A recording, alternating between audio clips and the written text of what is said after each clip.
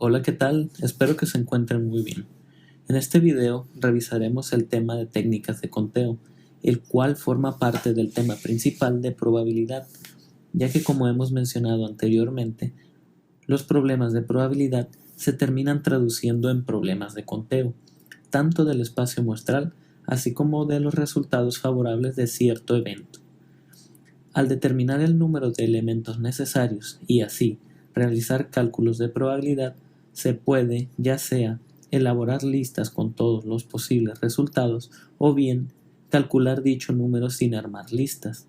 El uso de diagramas ayuda a tener una idea más detallada e intuitiva del problema, pero si elaborar diagramas resulta ser una tarea muy compleja y tardada, se puede hacer uso de reglas o ecuaciones.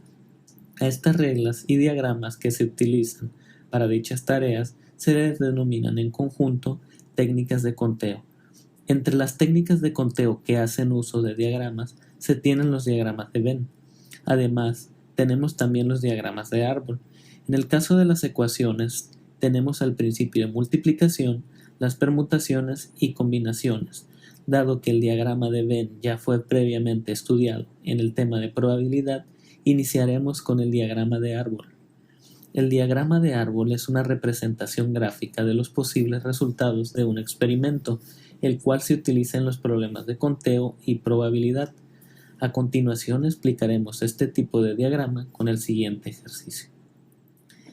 En el comedor de una empresa se ofrecen menús para los trabajadores, los cuales constan de un platillo principal que incluya una fuente de proteína como carne de pollo, res, pescado o bien queso. Por otro lado, también se incluye una fuente de carbohidratos como puede ser pasta, puré de papa, pan. ¿De cuántas maneras distintas se puede armar un platillo? Este caso, como estamos observando, tenemos que identificar cuáles son los objetos, individuos o situaciones que se requieren contabilizar en las distintas etapas. De esta forma, los objetos que se desean clasificar son los platillos.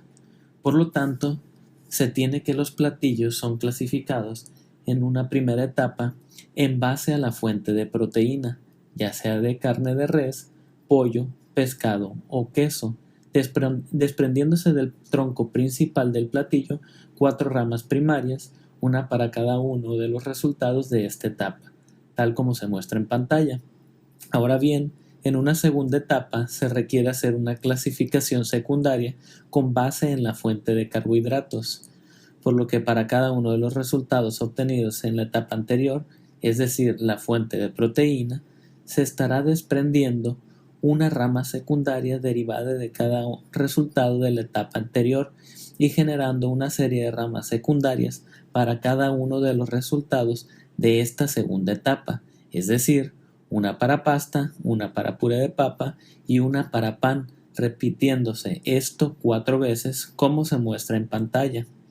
De este modo, podemos observar, si contamos las últimas ramas, que en total tenemos 12 posibles resultados, los cuales se formaron de la combinación de los resultados de la primera y segunda etapa, es decir, la fuente de proteína y la fuente de carbohidratos.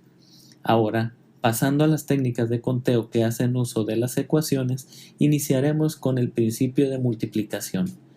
Esta técnica de conteo es ampliamente utilizada en la mayoría de las veces de manera inconsciente, resultando de gran utilidad cuando se requiere hacer cálculos complejos, en los cuales la elaboración de un diagrama resultaría poco práctico por el tiempo y el esfuerzo que requeriría realizarlo.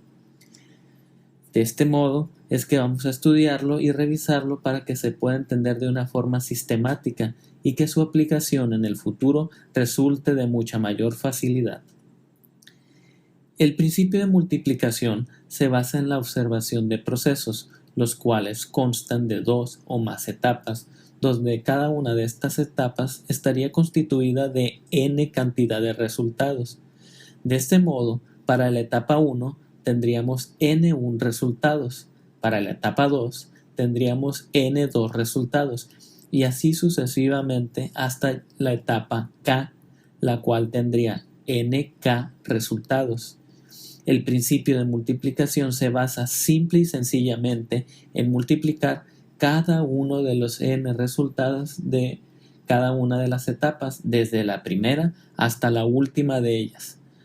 Aunque de hecho este principio de multiplicación es una de las técnicas más sencillas, la etapa crucial a considerar es el establecer de manera adecuada el número de etapas, así como el número de resultados de cada una de estas etapas que tiene. A continuación, veremos un sencillo ejemplo. En el Departamento de Recursos Humanos se tienen 3 puestos vacantes, uno para jefe de almacenes, otro para el área de contabilidad y uno más para el área de intendencia. Después de una semana de entrevistas, se tuvieron 5 prospectos para jefe de almacén, 10 para contabilidad y 8 para intendencia. ¿De cuántas maneras distintas se podrán hacer estas 3 contrataciones? En este caso, es sencillo observar que cada uno de la selección de las plazas estará constituyendo una etapa, por lo que se emplearía el principio de multiplicación, donde cada etapa constaría con 5, 10 y 8 resultados respectivamente para cada área antes mencionada. Por lo tanto, aplicando el principio de multiplicación, tendríamos 5 por 10 por 8, lo cual nos da un total de 400 posibles resultados. Otros 2 tipos de técnicas de conteo muy utilizados son las permutaciones y combinaciones, las cuales son muy similares, por lo que hay que prestar atención especial para no confundirlas a la hora de resolver problemas de conteo y por lo tanto de probabilidad. Iniciaremos entonces con las permutaciones. Una permutación es un arreglo de n individuos, objetos o situaciones donde los elementos no se repiten en cada arreglo y el orden sí importa. En el siguiente ejemplo, dadas las letras A, B, C, los siguientes arreglos mostrados en pantalla son permutaciones distintas, donde n es el número de objetos o individuos, mientras que r es el tamaño del arreglo. Ahora bien, en el siguiente ejercicio, si se cuenta con 3 personas, ¿de cuántas maneras se puede formar un comité con 3 funciones distintas? Como se puede observar, tenemos 3 individuos de donde se puede hacer los arreglos, es decir, n es igual a 3, mientras que el tamaño del arreglo es igual a 3. En un primer arreglo se podría tener esta configuración, pero dado a que cada posición es una función distinta, al cambiar el orden de alguno de ellos se generaría un nuevo arreglo. Lo mismo con cada cambio de posición, resultando un total de 6 posibles arreglos, permutaciones o resultados. Por otra parte, en el siguiente ejercicio, la cuestión es la siguiente: ¿de cuántas maneras se puede formar un comité con 2 funciones distintas si se cuenta con 3 personas? Como se puede observar, al solo haber 2 posiciones para el arreglo, podríamos tener una primera configuración de esta forma, o bien, con un cambio de posición, tendríamos otra permutación que representaría otro arreglo, de la misma manera que con un cambio de individuo o de posición, y así sucesivamente. Por lo tanto, tenemos que el número de arreglos, permutaciones o resultados casualmente también es de 6. Continuando con las técnicas de conteo, estudiaremos ahora las combinaciones. Recordemos que, como se dijo, son muy similares a las permutaciones, pero no obstante, estas presentan una sutil diferencia. Al igual que las permutaciones, una combinación es un arreglo de n individuos, objetos o situaciones donde los elementos no se repiten en cada arreglo, pero la sutil diferencia es que el orden no importa, lo cual hace que el número de arreglos o resultados posibles sea diferente que el de las permutaciones. En el siguiente ejemplo, dadas las letras A, B, C, los siguientes arreglos mostrados en pantalla representan la misma combinación, donde n es el número de objetos o individuos, mientras que r es el tamaño del arreglo. Ahora bien, revisemos el siguiente ejercicio. Si se cuenta con 3 personas, ¿De cuántas maneras se puede formar un equipo donde cada uno tendrá las mismas funciones? Aquí podemos observar que n es igual a 3, a la vez que r también lo es. De este modo, tenemos que la única combinación que tendríamos es esta, ya que como cada posición representa la misma función, el orden no tiene implicaciones en el arreglo, dando lugar al mismo arreglo. En cada una de las configuraciones.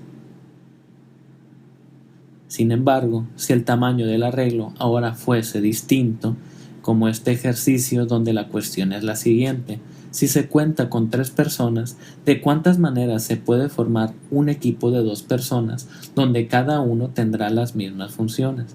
Por lo tanto, un primer arreglo podría ser este. Pero si se cambia el orden de los individuos, como ambas posiciones representan la misma función, esta configuración sería la misma combinación, por lo que seguiríamos teniendo un arreglo. Sin embargo, si hubiese un cambio en el individuo, entonces tendríamos un arreglo adicional, pero de manera similar a lo anterior, el solo cambio de la posición, teniendo los mismos individuos, no derivaría en otro arreglo o resultado adicional, ya que nos daría la misma combinación, por lo que para que haya una combinación distinta, necesariamente se tiene que hacer un cambio de individuo en el arreglo, puesto que el orden no tiene relevancia. De este modo, solo tendríamos un total de 3 posibles combinaciones, arreglos o resultados para este ejemplo. Recordemos que el objetivo de estudiar el tema de técnicas de conteo es precisamente para hacer más fácil los conteos, para posteriormente ser aplicados en los cálculos de probabilidad, por lo que una vez explicadas las bases de permutaciones y combinaciones, veremos cómo se realiza el cálculo de cada una de ellas. El número de permutaciones y combinaciones se calcula con las siguientes ecuaciones respectivamente, donde n es el número de individuos u objetos a partir de los cuales se puede armar el arreglo, mientras que r es el tamaño del arreglo. Estas dos ecuaciones tienen una restricción lógica, y esta es que el tamaño del arreglo siempre tiene que ser menor o igual al número de objetos disponibles para armar los arreglos. Aunque en pantalla se muestran las ecuaciones para el cálculo de permutaciones y combinaciones, cabe mencionar que la mayoría de las ecuaciones vienen en calculadoras científicas disponibles en la actualidad y tienen programadas estas funciones, ya sea como una función directa o como una segunda función utilizando la tecla Shift.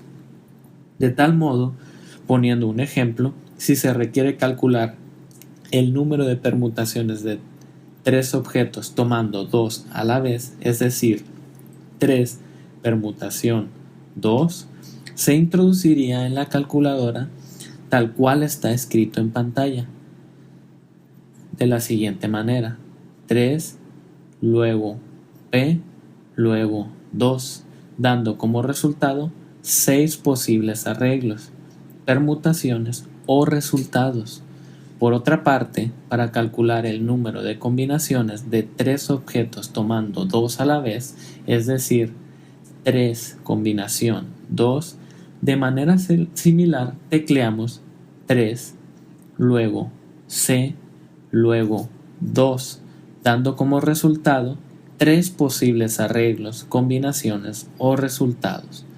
Si comparamos los resultados de las permutaciones contra las combinaciones, observamos que en la gran mayoría de las ocasiones obtendremos una cantidad de arreglos mayor en las permutaciones, lo cual es lógico, ya que sabiendo que el orden sí tiene importancia, donde el cambio de posición de un objeto o individuo generaría un nuevo resultado.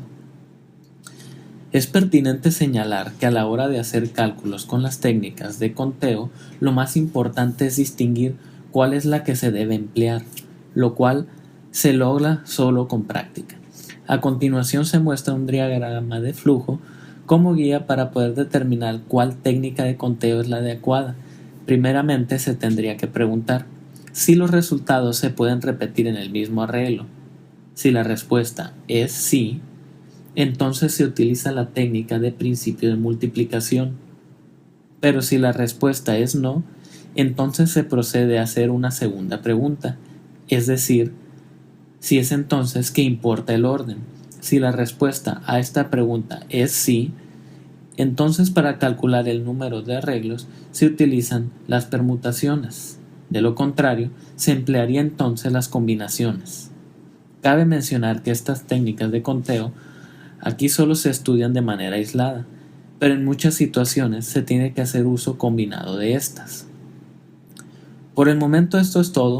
Espero que este material te haya sido de utilidad. Si fue así, compártelo para que alguien más también lo pueda aprovechar. Mi nombre es Felisnando Cárdenas Torres, muchas gracias y nos vemos en el próximo video.